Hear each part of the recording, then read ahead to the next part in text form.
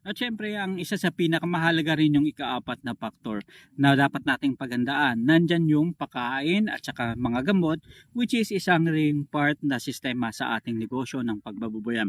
Una, napakalaking bagay yung maidudulot nitong quality feeds o quality na pagkain sa ating mga alagang baboy. Dalawang factor yan. Gusto mo ba ng murang feeds, makatipid ka, pero may magandang resulta at may hindi magandang resulta?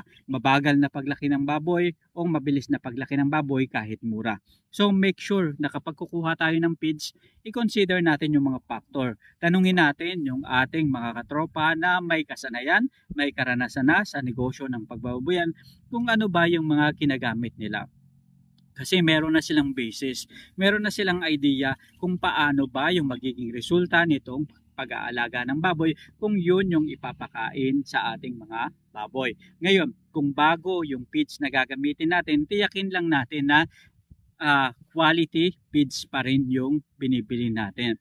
Kasi sa negosyo ng pagbababoyan is halos 70 to 80% ng total na magagastos natin is galing dito sa pakain sa baboy.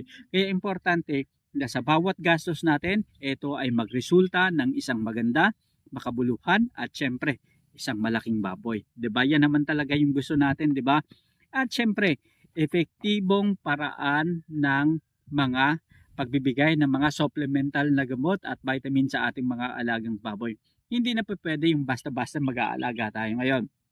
Dahil nga, pabago-bago yung klima, laging nai-stress yung baboy, paiba-iba, minsan mainit, minsan malamig, at syempre, kailangan na nating paghandaan yung health ng ating at kalusugan ng ating baboy. Kaya naman, importante na lagi tayong nagpupurga, meron tayong vaccination na program sa ating babuyan.